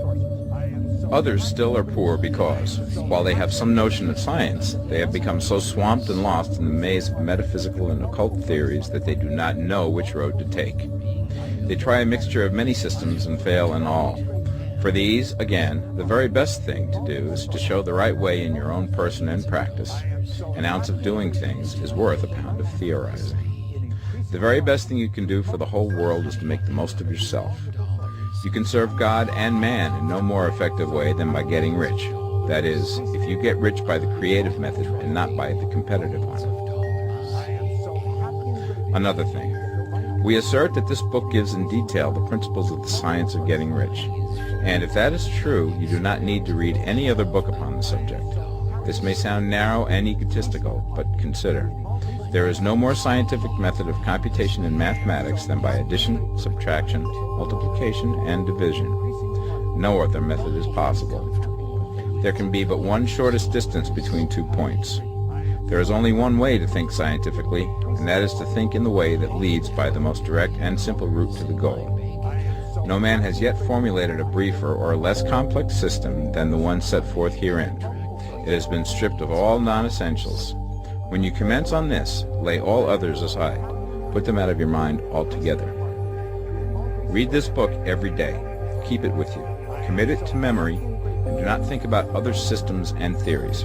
If you do, you will begin to have doubts, and to be uncertain and wavering in your thought, and then you will begin to make failures. After you have made good and become rich, you may study other systems as much as you please. But until you are quite sure that you have gained what you want, do not read anything on this line but this book, unless it be the authors mentioned in the preface. And read only the most optimistic comments on the world's news, those in harmony with your picture. Also, postpone your investigations into the occult. Do not dabble in theosophy, spiritualism, or kindred studies. It is very likely that the dead still live and are near, but if they are, let them alone. Mind your own business. Wherever the spirits of the dead may be, they have their own work to do and their own problems to solve, and we have no right to interfere with them. We cannot help them, and it is very doubtful whether they can help us, or whether we have any right to trespass upon their time if they can. Let the dead and the hereafter alone, and solve your own problem. Get rich. If you begin to mix with the occult, you will start mental cross-currents which will surely bring your hopes to shipwreck. Now, this and the preceding chapters have brought us to the following statement of basic facts. There is a thinking stuff from which all things are made, and which, in its original state, permeates, penetrates, and fills the interspaces of the universe. A thought in this substance produces the thing that is imaged by the thought. Man can form things in his thought, and, by impressing his thought upon formless substance, can cause the thing he thinks about to be created. In order to do this, man must pass from the competitive to the creative mind. He must form a clear mental picture of the things he wants, and hold this picture in his thoughts with the fixed purpose to get what he wants, and the unwavering faith that he does get what he wants, closing his mind against all that may tend to shake his purpose, dim his vision, or quench his faith. And in addition to all this, we shall now see that he must live and act in a certain way. Chapter 11. Acting in a certain way. Thought is the creative power, or the impelling force which causes the creative power to act. Thinking in a certain way will bring riches to you, but you must not rely upon thought alone, paying no attention to personal action. That is the rock upon which many otherwise scientific metaphysical thinkers meet shipwreck, the failure to connect thought with personal action. We have not yet reached the stage of development, even supposing such a stage to be possible, in which man can create directly from formless substance without nature's processes or the work of human hands. Man must not only think, but his personal action must supplement his thought. By thought, you can cause the gold in the hearts of the mountains to be impelled towards you, but it will not mine itself, refine itself, coin itself into double eagles, and come rolling along the roads seeking its way into your pocket. Under the impelling power of the Supreme Spirit, men's affairs will be so ordered that someone will be led to mine the gold for you. Other men's business transactions will be so directed that the gold will be brought toward you, and you must so arrange your own business affairs that you may be able to receive it when it comes to you. Your thought makes all things, animate and inanimate, work to bring you what you want, but your personal activity must be such that you can rightly receive what you want when it reaches you. You are not to take it as charity, nor to steal it. You must give every man more in use value than he gives you in cash value. The scientific use of thought consists in forming a clear and distinct mental image of what you want, in holding fast to the purpose to get what you want, and in realizing with grateful faith that you do get what you want. Do not try to project your thought in any mysterious or occult way, with the idea of having it go out and do things for you. That is a wasted effort and will weaken your power to think with sanity. The action of thought in getting rich is fully explained in the preceding chapters. Your faith and purpose positively impress your vision upon formless substance, which has the same desire for more life that you have. And this vision, received from you, sets all the creative forces at work in and through their regular channels of action, but directed towards you. It is not your part to guide or supervise the creative process. All you have to do with that is to retain your vision, stick to your purpose, and maintain your faith and gratitude. But you must act in a certain way, so that you can appropriate what is yours when it comes to you, so that you can meet the things you have in your picture and put them in their proper places as they arrive. You can really see the truth of this. When things reach you, they will be in the hands of other men, who will ask an equivalent for them. And you can only get what is yours by giving the other man what is his. Your pocketbook is not going to be transformed into a Fortunatus purse, which shall be always full of money without effort on your part. This is the crucial point in the science of getting rich, right here, where thought and personal action must be combined. There are very many people who, consciously or unconsciously, set the creative forces in action by the strength and persistence of their desires, but who remain poor because they do not provide for the reception of the thing they want when it comes. By thought, the thing you want is brought to you. By action, you receive it. Whatever your action is to be, it is evident that you must act now. You cannot act in the past, and it is essential to the clearness of your mental vision that you dismiss the past from your mind. You cannot act in the future, for the future is not here yet. And you cannot tell how you will want to act in any future contingency until that contingency has arrived. Because you are not in the right business or the right environment now, do not think that you must postpone action until you get into the right business or environment. And do not spend time in the present taking thought as to the best course in possible future emergencies. Have faith in your ability to meet any emergency when it arrives. If you act in the present with your mind on the future, your present action will be with a divided mind and will not be effective. Put your whole mind into present action. Do not give your creative impulse to original substance, and then sit down and wait for results. If you do, you will never get them. Act now. There is never any time but now, and there never will be any time but now. If you are ever to begin to make ready for the reception of what you want, you must begin now. And your action, whatever it is, must most likely be in your present business or employment, and must be upon the persons and things in your present environment. You cannot act where you are not, you cannot act where you have been, and you cannot act where you are going to be. You can act only where you are. Do not bother as to whether yesterday's work was well done or ill done. Do today's work well. Do not try to do tomorrow's work now. There will be plenty of time to do that when you get to it. Do not try, by occult or mystical means, to act on people or things that are out of your reach. Do not wait for a change of environment. Before you act, get a change of environment by action. You can so act upon the environment in which you are now as to cause yourself to be transferred to a better environment. Hold with faith and purpose the vision of yourself in the better environment, but act upon your present environment with all your heart and with all your strength and with all your mind.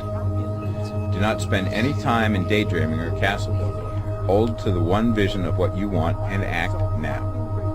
Do not cast about seeking some new thing to do, or some strange, unusual, or remarkable action to perform as a first step towards getting rich. It is probable that your actions, at least for some time to come, will be those you have been performing for some time past, but you are to begin now to perform these actions in a certain way, which will surely make you rich.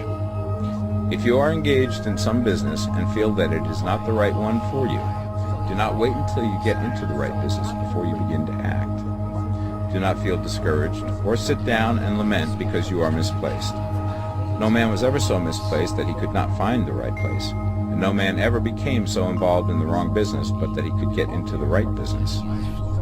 Hold the vision of yourself in the right business, with the purpose to get into it, and the faith that you will get into it, and are getting into it, but act in your present business. Use your present business as the means of getting a better one, and use your present environment as the means of getting into a better one. Your vision of the right business, if held with faith and purpose, will cause the Supreme to move the right business towards you, and your action, if performed in a certain way, will cause you to move towards the business. If you are an employee or a wage earner and feel that you must change places in order to get what you want, do not project your thought into space and rely upon it to get you another job. It will probably fail to do so. Hold the vision of yourself in the job you want, while you act with faith and purpose on the job you have, and you will certainly get the job you want. Your vision and faith will set the creative force in motion to bring it toward you, and your action will cause the forces in your own environment to move you toward the place you want. In closing this chapter, we will add another statement to our syllabus. There is a thinking stuff from which all things are made, and which, in its original state, permeates, penetrates, and fills the interspaces of the universe. A thought in this substance produces the thing that is imaged by the thought. Man can form things in his thought, and by impressing his thought upon formless substance, can cause the thing he thinks about to be created. In order to do this, man must pass from the competitive to the creative mind. He must form a clear mental picture of the thing he wants, and hold this picture in his thoughts with the fixed purpose to get what he wants, and the unwavering faith that he does get what he wants, closing his mind to all that may tend to shake his purpose, dim his vision, or quench his faith. That he may receive what he wants when it comes, man must act now upon the people and things in his present environment. Chapter 12. Efficient Action. You must use your thought as directed in previous chapters, and begin to do what you can do where you are. And you must do all that you can do where you are.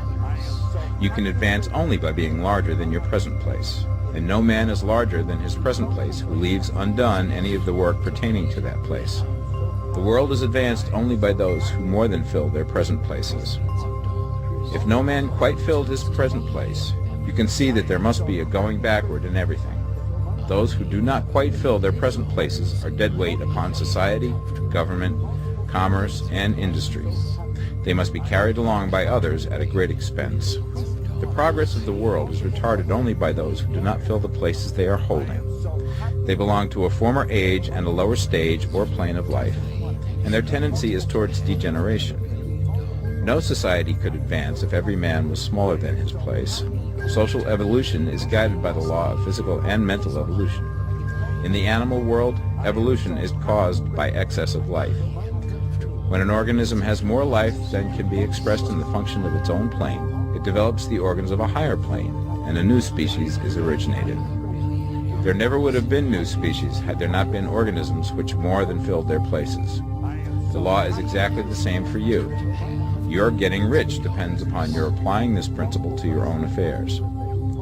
Every day is either a successful day or a day of failure, and it is the successful days which get you what you want. If every day is a failure, you can never get rich, while if every day is a success, you cannot fail to get rich.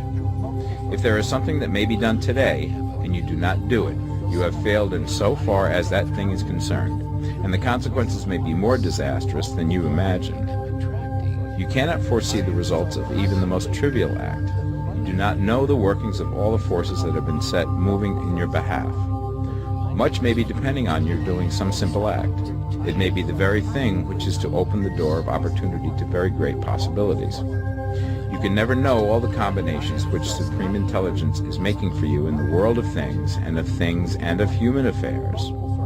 Your neglect or failure to do some small thing may cause a long delay in getting what you want. Do, every day, all that can be done that day. There is, however, a limitation or qualification of the above that you must take into account. You are not to overwork, not to rush blindly into your business in the effort to do the greatest possible number of things in the shortest possible time. You are not to try to do tomorrow's work today, nor to do a week's work in a day. It is really not the number of things you do, but the efficiency of each separate action that counts. Every act is, in itself, either a success or a failure. Every act is, in itself, either effective or inefficient. Every inefficient act is a failure, and if you spend your life in doing inefficient acts, your whole life will be a failure. The more things you do, the worse for you if all your acts are inefficient ones. On the other hand, every efficient act is a success in itself, and if every act of your life is an efficient one, your whole life must be a success. The cause of failure is doing too many things in an inefficient manner, and not doing enough things in an efficient manner. You will see that it is a self-evident proposition that if you do not do any inefficient acts, and if you do a sufficient number of efficient acts, you will become rich. If, now, it is possible for you to make each act an efficient one, you see again that the getting of riches is reduced to an exact science, like mathematics. The matter turns, then, on the questions whether you can make each separate act a success in itself, and this you certainly can do. You can make each act a success because all power is working with you, and all power cannot fail. Power is at your service, and to make each act efficient, you have only to put power into it. Every action is either strong or weak, and when everyone is strong, you are acting in a certain way, which will make you rich. Every act can be made strong and efficient by holding your vision while you are doing it, and putting the whole power of your faith and purpose into it. It is at this point that the people fail who separate mental power from personal action. They use the power of the mind in one place and at one time, and they act in another place at another time. So their acts are not successful in themselves. Too many of them are inefficient. But if all power goes into every act, no matter how commonplace, every act will be a success in itself. And as in the nature of things, every success opens the way to other successes.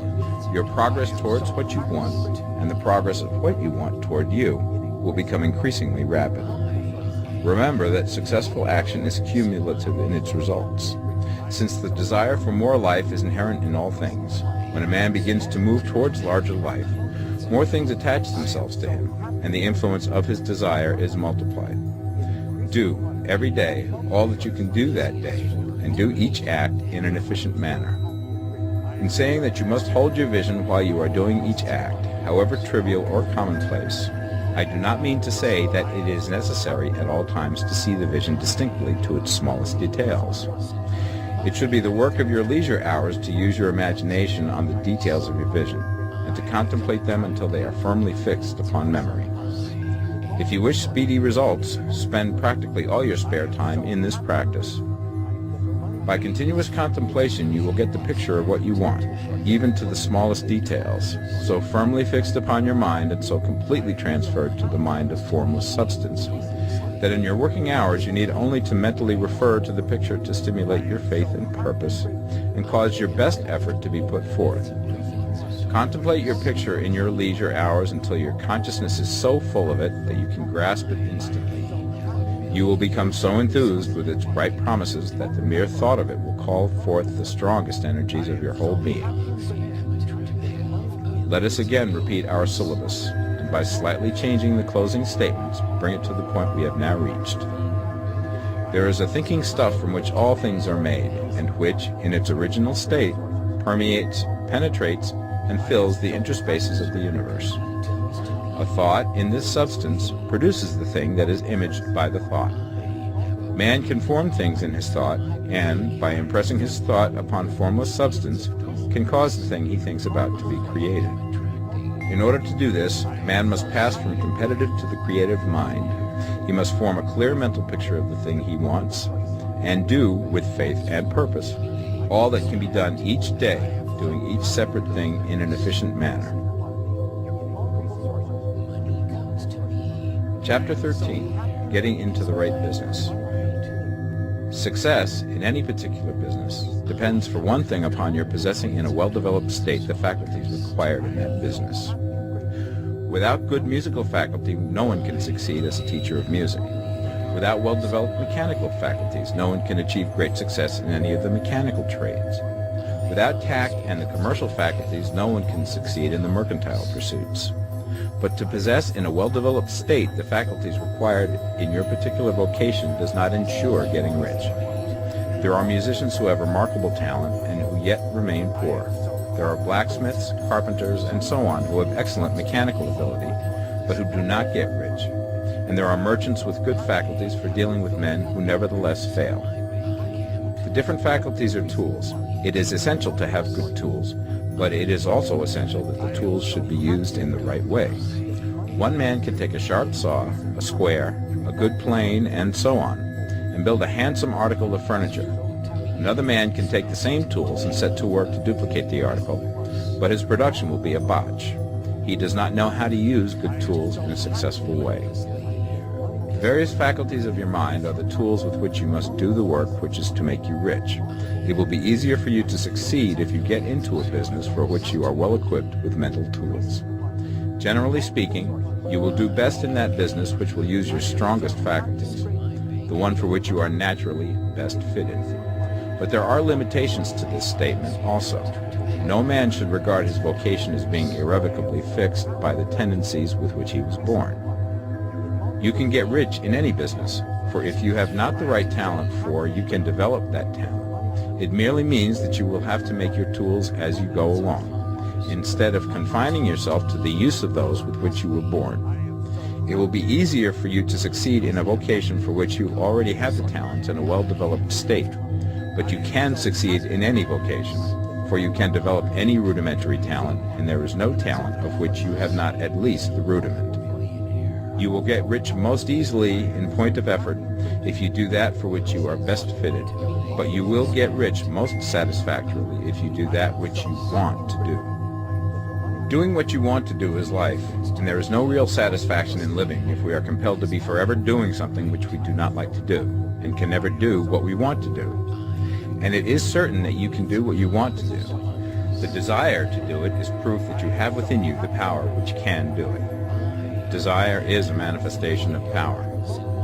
The desire to play music is the power which can play music seeking expression and development. The desire to invent mechanical devices is the mechanical talent seeking expression and development. When there is no power, either developed or undeveloped, to do a thing, there is never any desire to do that thing. And where there is strong desire to do a thing, it is certain proof that the power to do it is strong, and only requires to be developed and applied in the right way. All things else being equal, it is best to select the business for which you have the best developed talent. But if you have a strong desire to engage in any particular line of work, you should select that work as the ultimate end at which you aim. You can do what you want to do, and it is your right and privilege to follow the business or avocation which will be most congenial and pleasant. You are not obliged to do what you do not like to do, and should not do it except as a means to bring you to the doing of the thing you want to do. If there are past mistakes whose consequences have placed you in an undesirable business or environment, you may be obliged for some time to do what you do not like to do. If you feel that you are not in the right vocation, do not act too hastily in trying to get into another one. The best way, generally, to change business or environment is by growth. Do not be afraid to make a sudden and radical change if the opportunity is presented, and you feel after careful consideration that it is the right opportunity. But never take sudden or radical action when you are in doubt as to the wisdom of doing so. There is never any hurry on the creative plane, and there is no lack of opportunity. When you get out of the competitive mind, you will understand that you never need to act hastily. No one else is going to beat you to the thing you want to do. There is enough for all. If one space is taken, another and a better one will be opened for you a little further on. There is plenty of time. When you are in doubt, wait. Fall back on the contemplation of your vision, and increase your faith and purpose.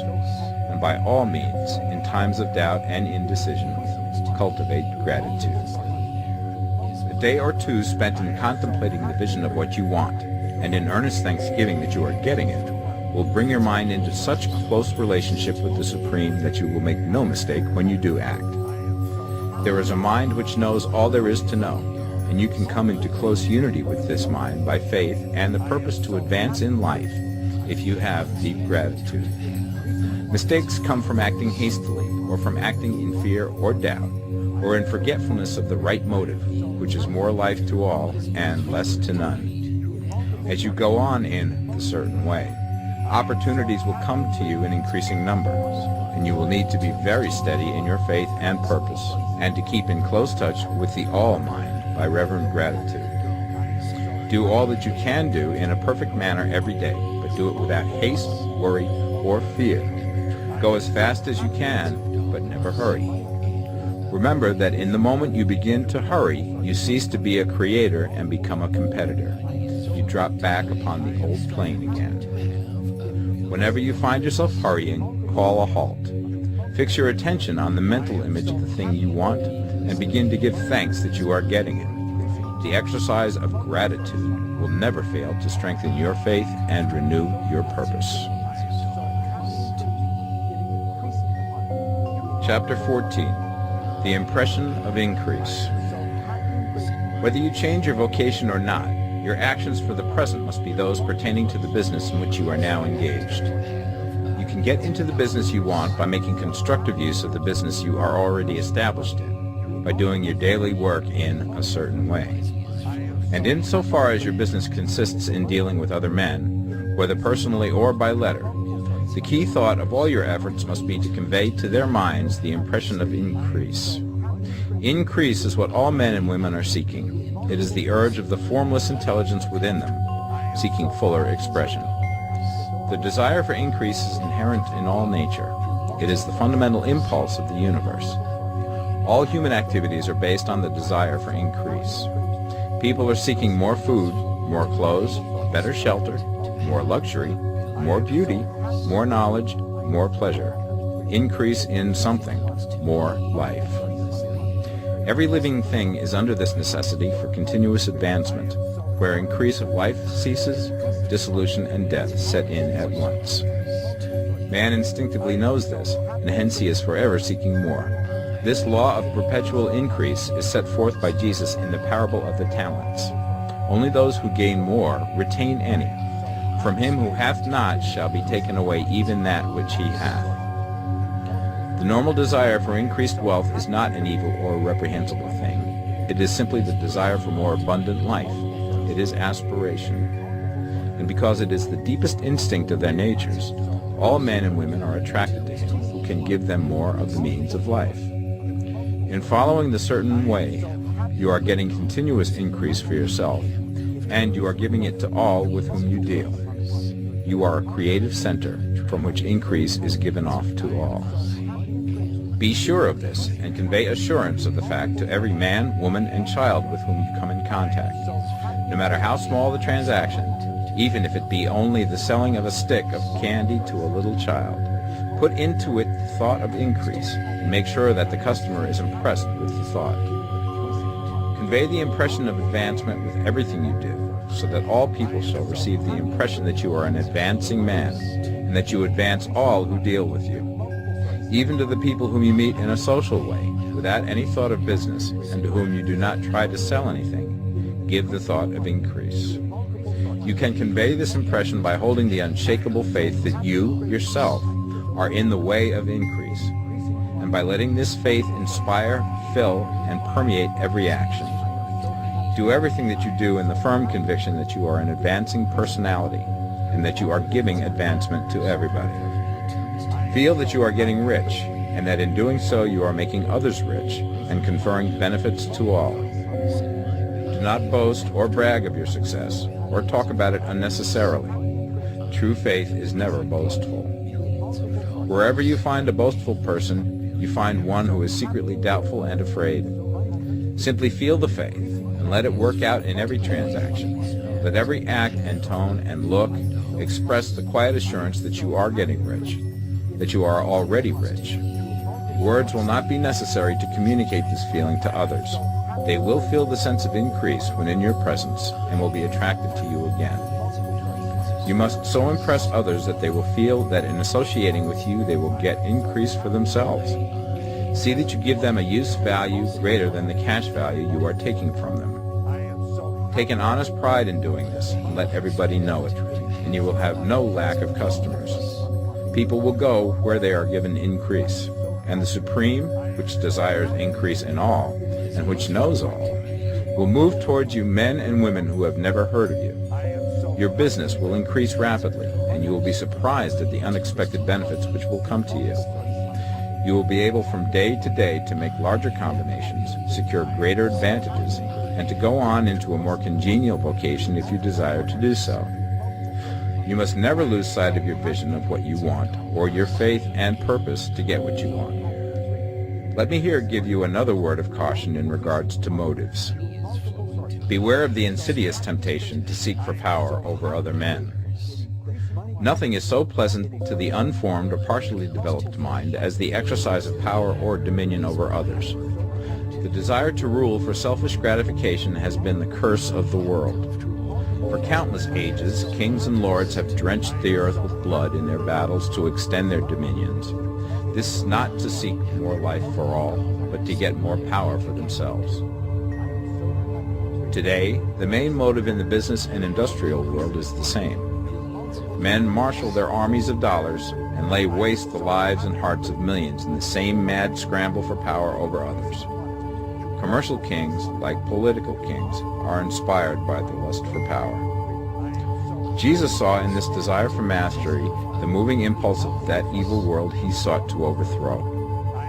Read the 23rd chapter of Matthew and see how he pictures the lust of the Pharisees to be called master, to sit in the high places, to domineer over others, and to lay burdens on the backs of the less fortunate. And note how he compares this lust for dominion with the brotherly seeking for the common good to which he calls his disciples. Look out for the temptation to seek for authority, to become a master, to be considered as one who is above the common herd, to impress others by lavish display, and so on. The mind that seeks for mastery over others is the competitive mind, and the competitive mind is not the creative one. In order to master your environment and your destiny, it is not at all necessary that you should rule over your fellow men, and indeed, when you fall into the world's struggle for the high places, you begin to be conquered by fate and environment, and your getting rich becomes a matter of chance and speculation. Beware the competitive mind. No better statement of the principle of creative action can be formulated than the favorite declaration of the late Golden Rule Jones of Toledo. What I want for myself, I want for everybody. Chapter 15, The Advancing Man. What I have said in the last chapter applies as well to the professional man and the wage earner as to the man who is engaged in mercantile business. No matter whether you are a physician, a teacher, or a clergyman, if you can give increase of life to others and make them sensible of the fact, they will be attracted to you and you will get rich. The physician who holds the vision of himself as a great and successful healer, and who works towards the complete realization of that vision with faith and purpose, as described in former chapters, will come into such close touch with the source of life that he will be phenomenally successful. Patients will come to him in throngs. No one has a greater opportunity to carry into effect the teaching of this book than the practitioner of medicine. It does not matter to which of the various schools he may belong, for the principle of healing is common to all of them, and may be reached by all alike. The advancing man in medicine, who holds to a clear mental image of himself as successful, and who obeys the laws of faith, purpose, and gratitude, will cure every curable disease he undertakes, no matter what remedies he may use. In the field of religion, the world cries out for the clergyman who can teach his hearers the true science of abundant life. He who masters the details of the science of getting rich, together with the allied sciences of being well, of being great, and of winning love, and who teaches these details from the pulpit, will never lack for a congregation. This is the gospel that the world needs. It will give increase of life, and men will hear it gladly, and will give liberal support to the man who brings it to them. What is now needed is a demonstration of the science of life from the pulpit. We want preachers who can not only tell us how, but who in their own persons will show us how. We need the preacher who will himself be rich, healthy, great, and beloved, to teach us how to attain to these things, and when he comes, he will find a numerous and loyal following. The same is true of the teacher who can inspire the children with the faith and purpose of the advancing life. He will never be out of a job. And any teacher who has this faith and purpose can give it to his pupils. He cannot help giving it to them if it is part of his own life and practice. What is true of the teacher, preacher, and physician is true of the lawyer, dentist, real estate man, insurance agent, of everybody. The combined mental and personal action I have described is infallible. It cannot fail. Every man and woman who follows these instructions steadily, perseveringly, and to the letter will get rich. The law of the increase of life is as mathematically certain in its operation as the law of gravitation. Getting rich is an exact science.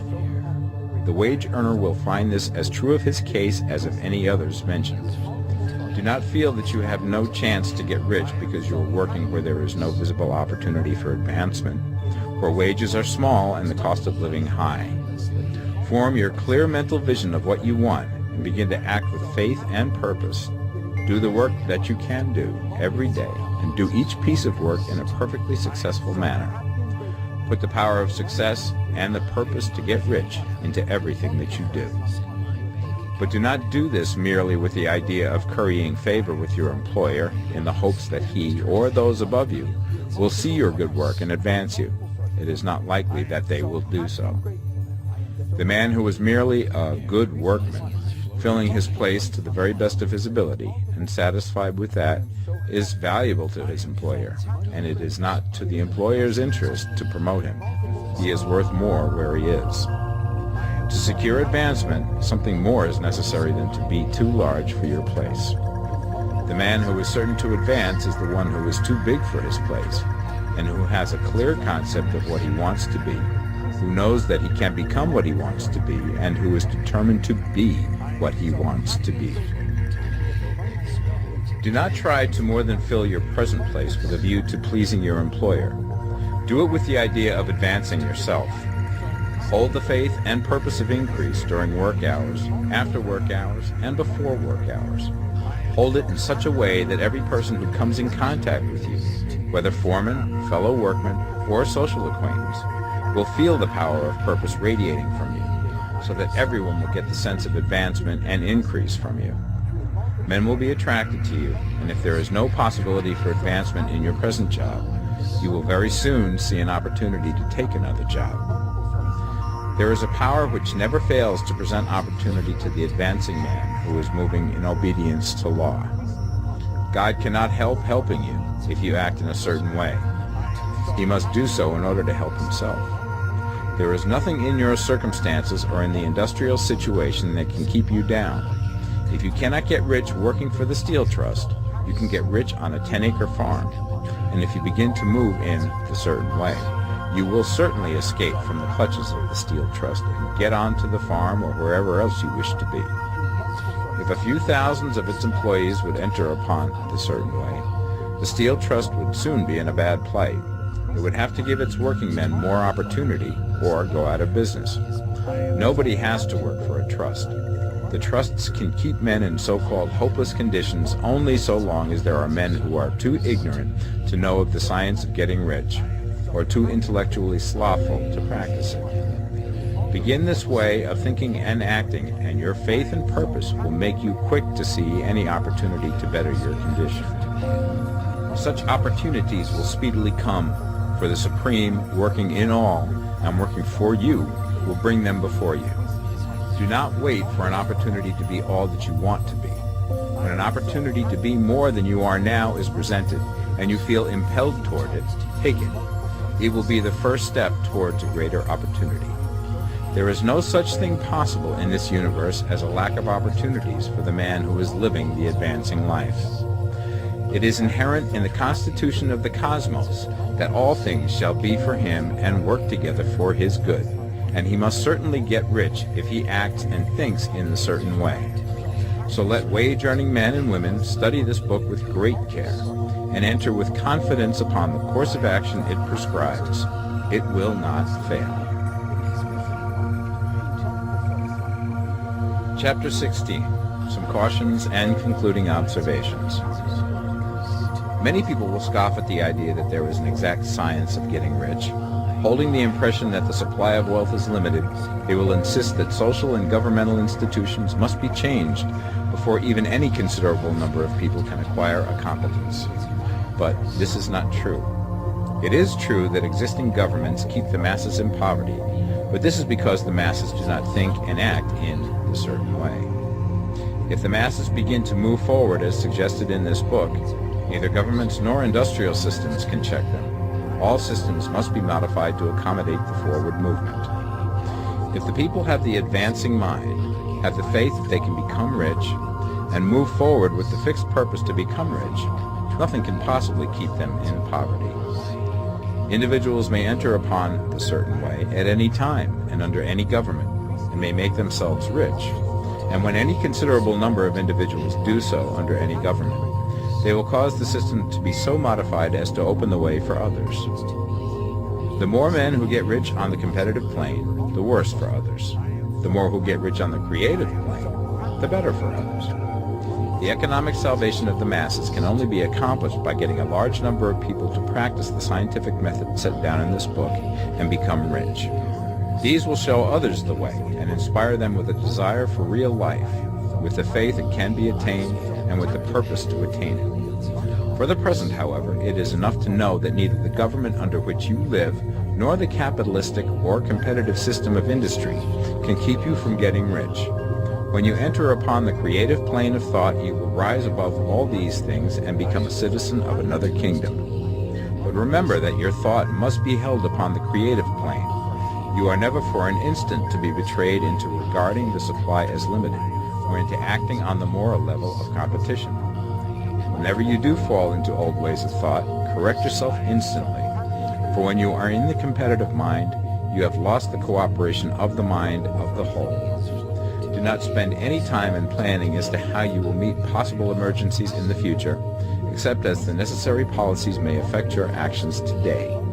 You are concerned with doing today's work in a perfectly successful manner, and not with emergencies which may arise tomorrow. You can attend to them as they come. Do not concern yourself with questions as to how you shall surmount obstacles which may loom upon your business horizon, unless you can see plainly that your course must be altered today in order to avoid them. No matter how tremendous an obstruction may appear at a distance, you will find that if you go on in a certain way, it will disappear as you approach it, or that a way over, through, or around it will appear. No possible combination of circumstances can defeat a man or woman who is proceeding to get rich along strictly scientific lines. No man or woman who obeys the law can fail to get rich, any more than one can multiply 2 by 2 and fail to get 4. Give no anxious thought to possible disasters, obstacles, panics, or unfavorable combinations of circumstances. It is time enough to meet such things when they present themselves before you in the immediate present, and you will find that every difficulty carries with it the wherewithal for its overcoming. Guard your speech. Never speak of yourself, your affairs, or of anything else in a discouraged or discouraging way. Never admit the possibility of failure, or speak in a way that infers failure as a possibility. Never speak of times as being hard, or of business conditions as being doubtful. Times may be hard and business doubtful for those who are on the competitive plane, but they can never be so for you. You can create what you want, and you are above fear. When others are having hard times and poor business, you will find your greatest opportunities. Train yourself to think of and to look upon the world as a something which is becoming, which is growing, and to regard seeming evil as being only that which is undeveloped. Always speak in terms of advancement. To do otherwise is to deny your faith, and to deny your faith is to lose it. Never allow yourself to feel disappointed. You may expect to have a certain thing at a certain time, and not get it at that time, and this will appear to you like failure. But if you hold to your faith, you will find that the failure is only apparent. Go on in a certain way, and if you do not receive that thing, you will receive something so much better that you will see that the seeming failure was really a great success. A student of this science had set his mind on making a certain business combination which seemed to him at the time to be very desirable, and he worked for some weeks to bring it about. When the crucial time came, the thing failed in a perfectly inexplicable way. It was as if some unseen influence had been working secretly against him. He was not disappointed. On the contrary, he thanked God that his desire had been overruled, and went steadily on with a grateful mind. In a few weeks, an opportunity so much better came his way that he would not have made the first deal on any account, and he saw that a mind which knew more than he knew had prevented him from losing the greater good by entangling himself with the lesser. That is the way every seeming failure will work out for you, if you keep your faith, hold to your purpose, have gratitude, and do, every day, all that can be done that day, doing each separate act in a successful manner. When you make a failure, it is because you have not asked for enough. Keep on, and a larger thing than you were seeking will certainly come to you. Remember this. You will not fail because you lack the necessary talent to do what you wish to do. If you go on as I have directed, you will develop all the talent that is necessary to the doing of your work. It is not within the scope of this book to deal with the science of cultivating talent, but it is as certain and simple as the process of getting rich. However, do not hesitate or waver for fear that when you come to any certain place, you will fail for lack of ability. Keep right on, and when you come to that place, the ability will be furnished to you. The same source of ability which enabled the untaught Lincoln to do the greatest work in government ever accomplished by a single man is open to you. You may draw upon all the mind there is for wisdom to use in meeting the responsibilities which are laid upon you. Go on in full faith. Study this book. Make it your constant companion until you have mastered all the ideas contained in it. While you are getting firmly established in this faith, you will do well to give up most recreations and pleasure, and to stay away from places where ideas conflicting with these are advanced in lectures or sermons. Do not read pessimistic or conflicting literature or get into arguments upon the matter. Do very little reading, outside of the writers mentioned in the preface. Spend most of your leisure time in contemplating your vision, and in cultivating gratitude, and in reading this book. It contains all you need to know of the science of getting rich, and you will find all the essentials summed up in the following chapter. Chapter 17. Summary of the Science of Getting Rich. There is a thinking stuff from which all things are made, and which, in its original state, permeates, penetrates, and fills the interspaces of the universe. A thought in this substance produces the thing that is imaged by the thought. Man can form things in his thought, and by impressing his thought upon formless substance can cause the thing he thinks about to be created. In order to do this, man must pass from the competitive to the creative mind. Otherwise he cannot be in harmony with the formless intelligence, which is always creative and never competitive in spirit. Man may come into full harmony with the formless substance by entertaining a lively and sincere gratitude for the blessings it bestows upon him. Gratitude unifies the mind of man with the intelligence of substance, so that man's thoughts are received by the formless. Man can remain upon the creative plane only by uniting himself with the formless intelligence through a deep and continuing feeling of gratitude. Man must form a clear and definite mental image of the things he wishes to have, to do, or to become, and he must hold this mental image in his thoughts, while being deeply grateful to the Supreme that all his desires are granted to him. The man who wishes to get rich must spend his leisure hours in contemplating his vision, and in earnest thanksgiving that the reality is being given to him. Too much stress cannot be laid on the importance of frequent contemplation of the mental image, coupled with unwavering faith and devout gratitude. This is the process by which the impression is given to the formless, and the creative forces set in motion. The creative energy works through the established channels of natural growth, and of the industry and social order. All that is included in his mental image will surely be brought to the man who follows the instructions given above, and whose faith does not waver. What he wants will come to him through the ways of established trade and commerce.